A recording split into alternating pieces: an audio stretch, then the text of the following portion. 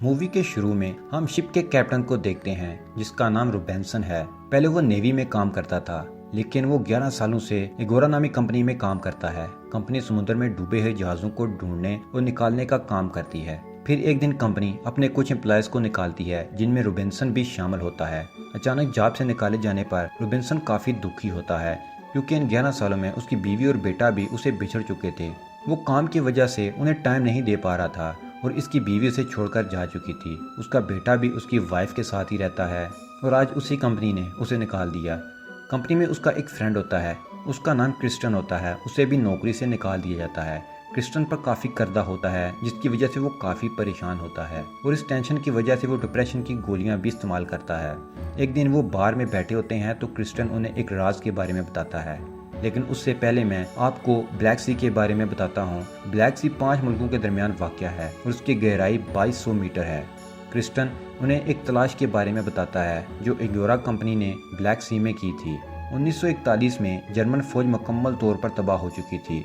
उस वक्त रूस जंग की लपेट में नहीं आया था। रशिया को डर था कि जर्मनी उन पर हमला न कर दे और इस बात का फायदा उठाकर हिटलर ने रशिया से कर्जा मांग लिया, जो कि 2 टन सोना था। हिटलर ने एक शिप ली और उसमें सोना भरा, लेकिन वो शिप हिटलर तक नहीं पहुंचा। वो शिप या तो रास्ते में ही कहीं डूब गया या डुबो दिया गया। इस पर हिटलर ने रशिया पर हमला कर दिया।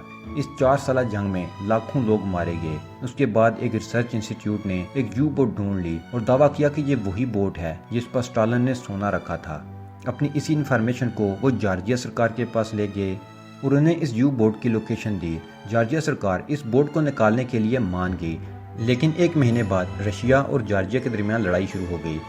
रशिया को बोट की लोकेशन का नहीं पता था, जबकि जॉर्जिया को पता था। लेकिन जब तक झगड़ा खत्म नहीं होगा, कोई ब्लैक सी में दाखिल नहीं हो सकता और वो यू बोट तब तक समुद्र में ही पड़ी रहेगी। रोबिन्सन को इस बारे में पता चला तो वो एक अमीर आदमी से इस बारे में बात करता है, क्योंकि इस तलाश में काफी पैसे लगने वाले थे और उनको पैसों की सख्त जरूरत थी।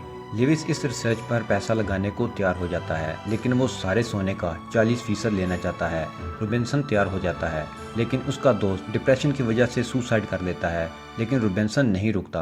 वो पहले एक सबमरीन खरीदता है जो काफी पुराना होता है। रोबिन्सन के साथ एक रशियन साथी होता है जिसका नाम ब्लैकी होता है। वो दोनों मिलकर 12 लोगों का ग्रुप बनाते हैं, जिसमें आधे रूसी और आधे अंग्रेज होते हैं। रोबिन्सन ग्रुप में रूसी लोगों को इसलिए लेता है क्योंकि जो सबमरीन वो लेते हैं वो रशियन है और ब्लैक सी पर रशियन ही का कब्जा है, तो रशियन अपने साथियों से बचने में मददगार साबित होंगे। इस सबमरीन को चलाने के लिए कम से कम 12 लोगों की जरूरत पड़ती है। रशियन टीम में ऐसे लोगों को लेते हैं जो इस काम में काफ़ी माहिर होते हैं।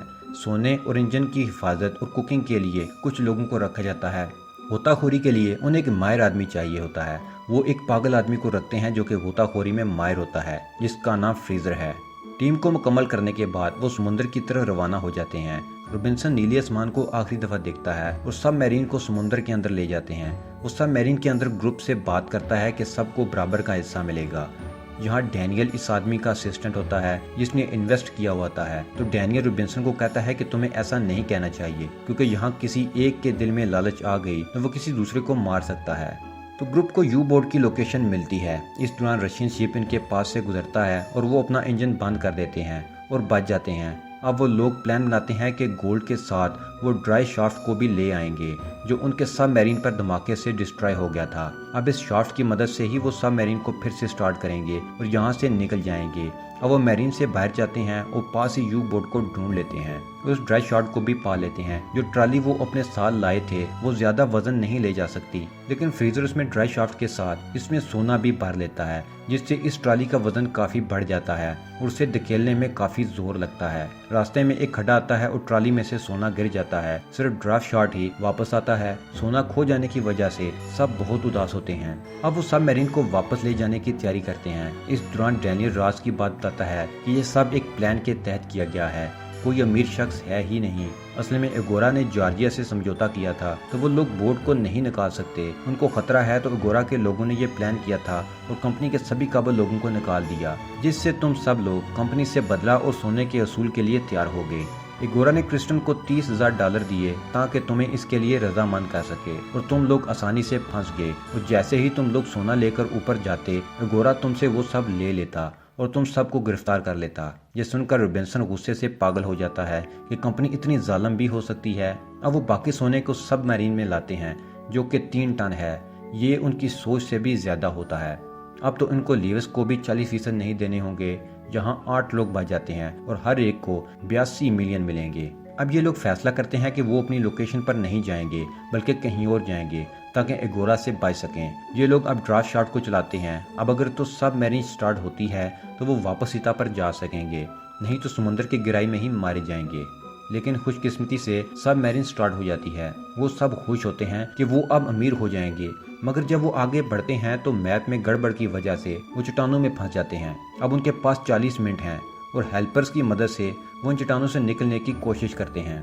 फिर हम देखते हैं कि किसी वजह से सबमरीन में ब्लास्ट हो जाता है और समुद्र की गहराई में जा गिरती है। सबमरीन में होल हो जाते हैं और उसमें पानी भरना शुरू हो जाता है। सब लोग पानी को रोकने की कोशिश करते हैं लेकिन वो कुछ नहीं कर पाते।